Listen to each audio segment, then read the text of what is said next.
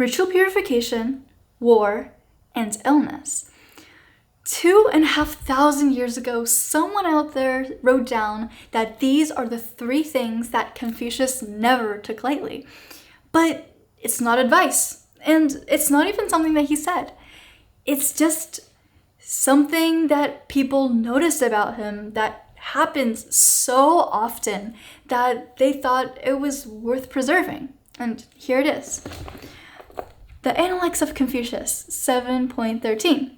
The master always exercised great caution over matters such as the purification rituals, war, and illness. So let's break this down step by step. So first of all, the master, Confucius, always exercised great caution. So always. This didn't just happen once or twice, but it happened on a consistently probably daily basis, or it happened so often that people began noticing it as a habit or a reputation. So he always exercised great caution. So caution in this context isn't negative. It's not that he feared something. It isn't that he avoided something. It isn't that he's cowardly.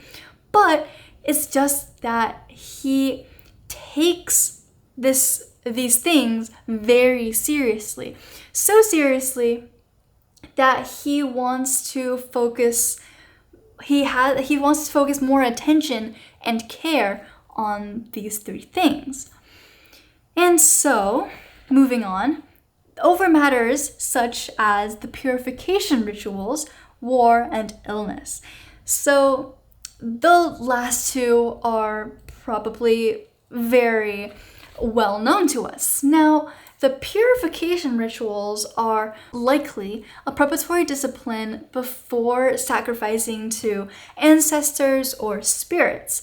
So in the Analects of Confucius 10.7, which we have not gone to yet, but it is said that Confucius has fasted, as in not eating for a while, and he changed how he ate, and he changed his clothes, and he changed where he sat all the time. So all his habits had to be changed during this purification ritual.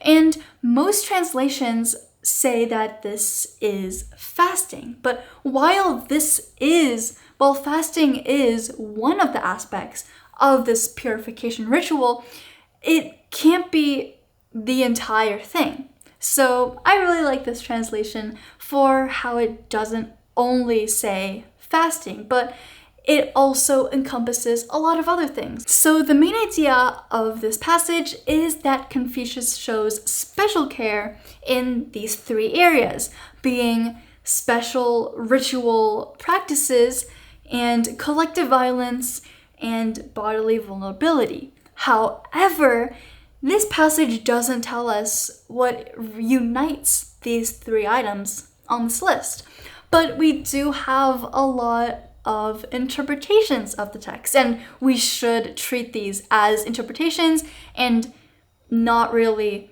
what actually happened, most likely. So one interpretation is made by the translator, Annping Chin.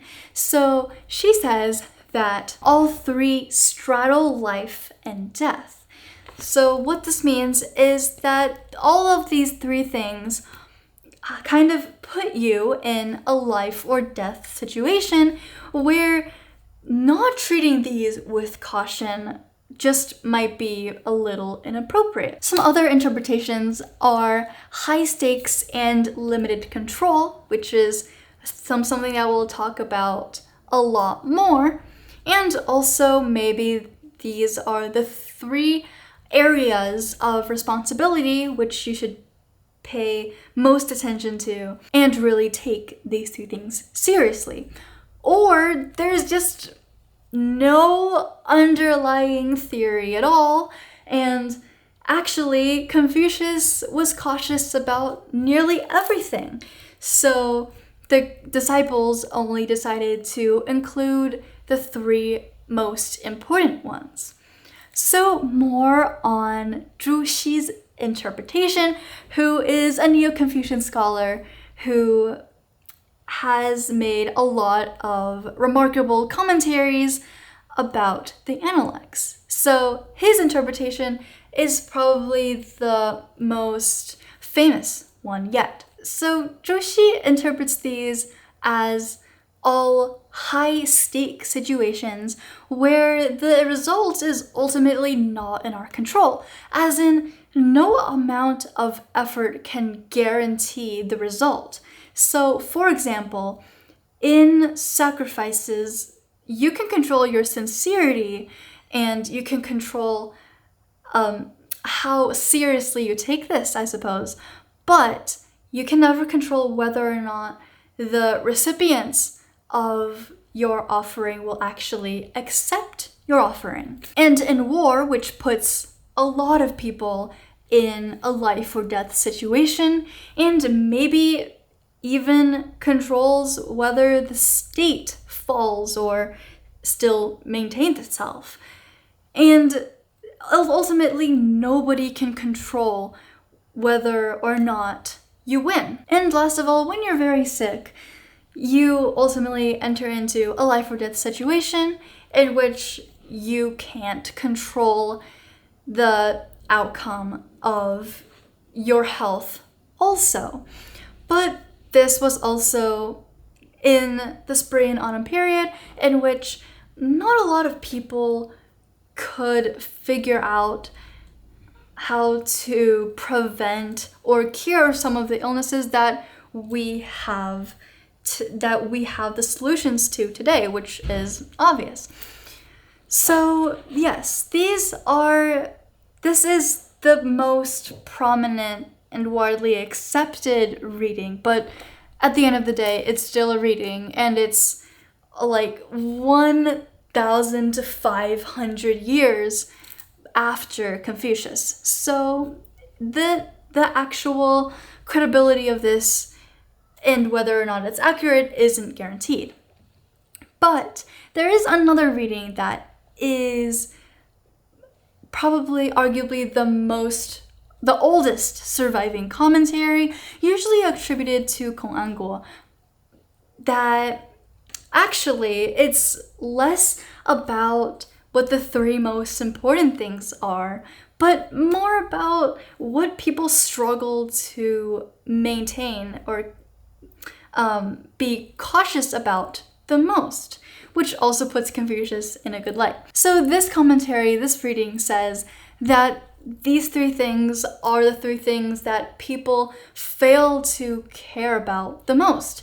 So this is pretty viable since Confucius has for a long time complained about people not taking rituals seriously, or at least during the spring and autumn period during his time. People really just went through the motions of the rituals without actually feeling anything on the inside. And they just went through the motions.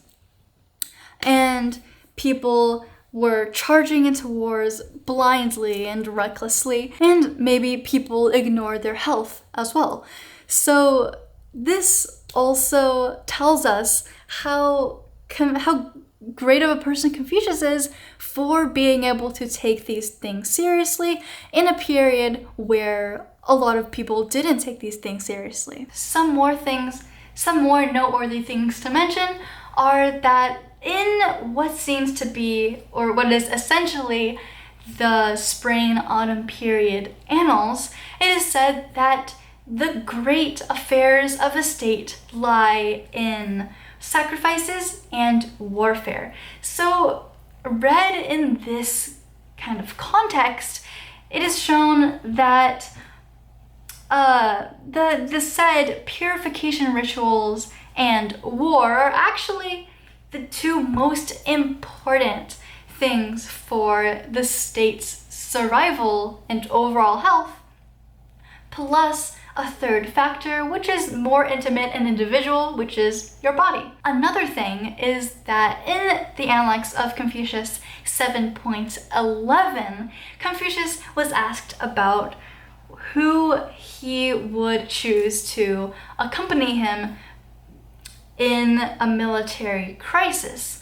And to that he responded, not someone who would wrestle a tiger barehanded or walk across the Yellow River, which is just a saying for someone who chose to do really reckless and unnecessary risks. And he would rather choose someone who faced these very serious problems that do have very serious consequences with some trepidation and have the ability to plan and carry this plan into a successful end.